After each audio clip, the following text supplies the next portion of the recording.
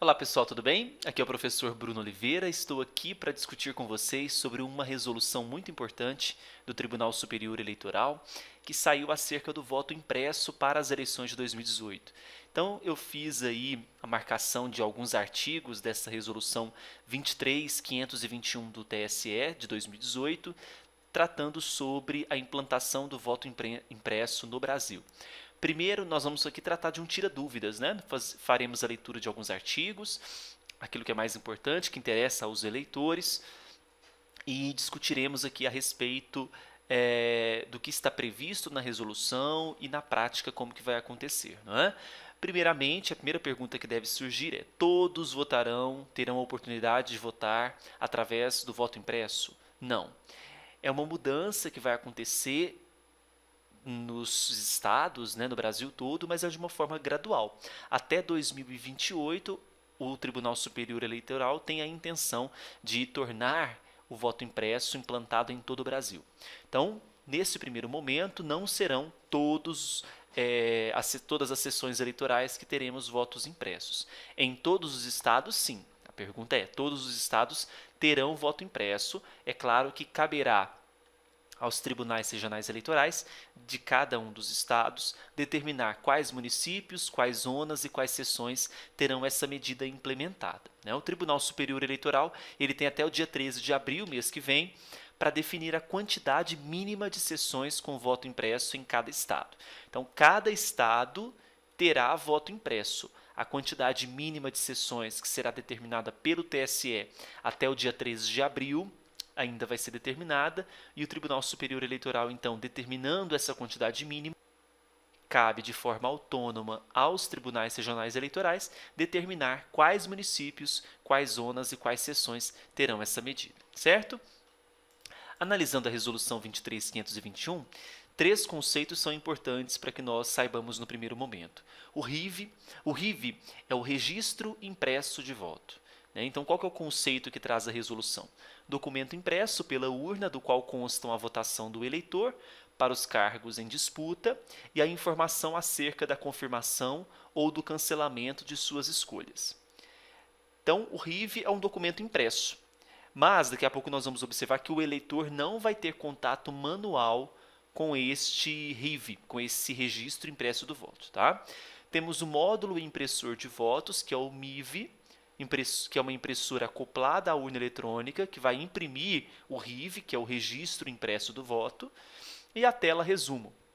A tela resumo é uma tela apresentada pela urna eletrônica após a confirmação pelo eleitor de sua votação para o último dos cargos em disputa, apresentando todas as escolhas realizadas, com o objetivo de possibilitar a comparação dos votos dados pelo eleitor com o registro impresso de voto com o RIV. Então, o eleitor vai ter dois documentos ali para conferir: o da tela, resumo, que é essa onde vai apresentar os votos que foram registrados, todas as escolhas que foram realizadas, comparando com esse RIV, que é o registro impresso do voto, certo? Aí o artigo 3º, ele traz o seguinte: esse artigo 3º, na verdade, é uma cópia lá da Lei 9.504 de 97, do artigo 59A. Olha só o que diz o artigo 3º. A impressão do voto, ela destina-se à verificação pelo eleitor da correspondência entre o teor do seu voto e o registro impresso. Quando fala teor do seu voto, é o que nós estamos com os votos que estão descritos lá na tela resumo, tá? E o registro impresso é o famoso RIV, que é o código, o termo que o Tribunal Superior Eleitoral conferiu.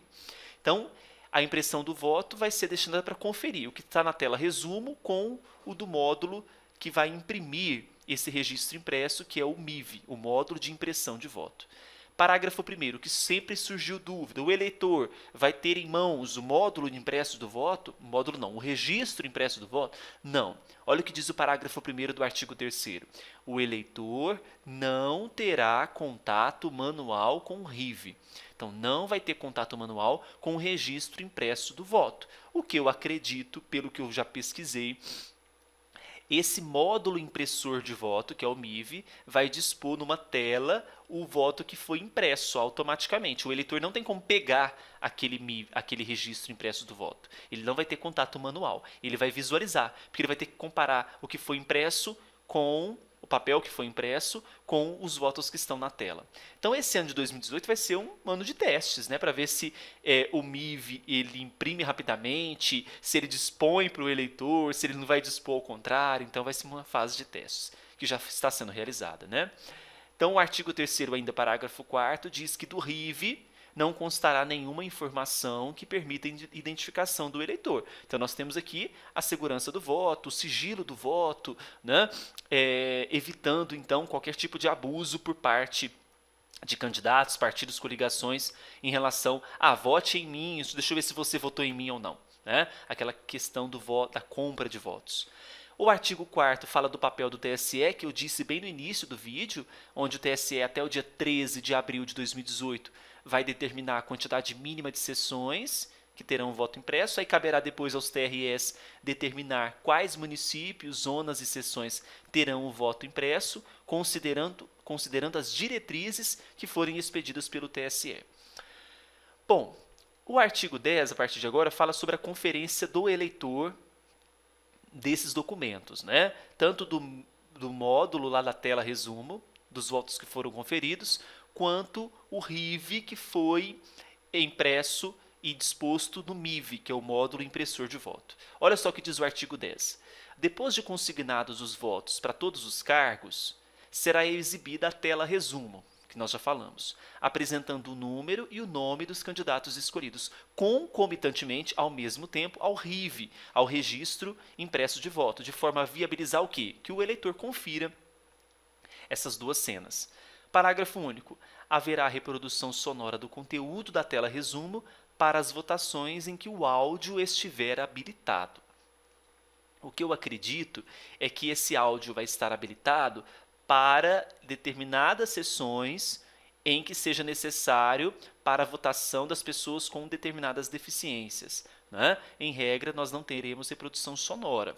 Aqui o parágrafo único é bem claro, haverá reprodução sonora para as votações em que o áudio estiver habilitado. O áudio estará habilitado quando necessário, principalmente para as pessoas com deficiência. É o que eu acredito, né? Eu estou fazendo uma pura interpretação prática das situações que podem vir a acontecer. Bom, agora vamos aqui observar o papel do eleitor quando os dados estão corretos ou incorretos. Quando os dados estiverem corretos, olha o que prevê o artigo 11. Se o eleitor estiver de acordo com os dados apresentados na tela resumo, em comparação com os registrados na impressão, deverá confirmar o voto pressionando a tecla confirma. E o que esse ato vai acarretar? Primeiro, o registro do voto eletrônico na urna.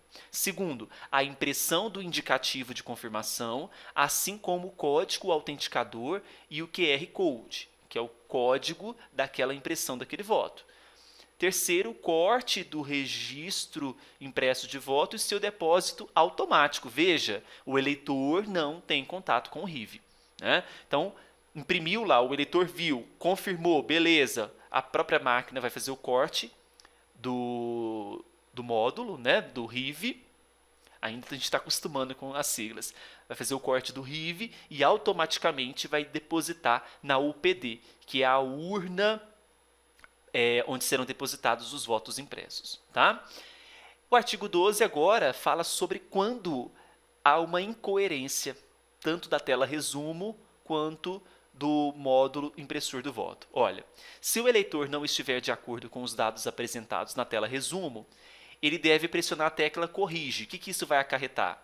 A impressão do indicativo de cancelamento, sendo desconsiderados os votos consignados pelo eleitor, o corte do RIV, do registro impresso de voto cancelado, e o seu depósito automático na UPD, e o reinício do processo de votação. Bacana. Só que aí houve o reinício do processo de votação. Aí suponhamos que nesse reinício deu certo, né? Aí processa o artigo 11. Só que aí houve uma discordância de novo. Aí veja o que prevê o parágrafo 1º do artigo 12. Reiterada a discordância, a votação será suspensa, o eleitor deverá retirar-se da cabina de votação, não será registrado o comparecimento do eleitor e não será entregue o comprovante de votação ao eleitor. Na hipótese do parágrafo 1º, que é nessa reiterada discordância, será assegurado ao eleitor o direito de retornar à sessão para o exercício do voto, respeitados, no entanto, os eleitores que já estiverem na fila. Quer dizer que ele pode voltar a votar, mas precisa respeitar a fila. Bom, Essa questão do parágrafo primeiro pode ser que aconteça, pode ser que não, né? A gente tem sempre vários cenários nas eleições, mas o que eu quero que vocês deem atenção, principalmente vocês eleitores, é ao artigo 11 e o artigo 12, tá bom? Eu trouxe aqui para vocês não toda a resolução. A resolução 23.521 tem uma série de outros dispositivos, mas que não atingem tanto eleitores. Talvez, para quem vai estudar para concurso na seara eleitoral, a gente faça isso depois, futuramente, analisando artigo por artigo, mas o importante do voto impresso é isso, né? Então, hoje, dia 5 de março, o último prazo, último dia para a publicação das resoluções do TSE, que se aplicarão ao ano de 2018. Então é importante que nós saibamos como que vai ser esse cenário, principalmente quanto ao voto impresso, que gerou um bafafá intenso nos últimos anos, né? Espero que vocês tenham gostado. Me siga nas redes sociais, no Instagram, @professorbrunoeleitoral, no Facebook, @professorbrunooliveira. Visite o meu site também, eleitoralcombruno.com.br, e acesse aos cursos que estão disponíveis, tanto de direito eleitoral quanto para outros cursos de regimentos, Estatuto da Pessoa com Deficiência, sustentabilidade e demais outros. Espero que vocês tenham gostado e até mais.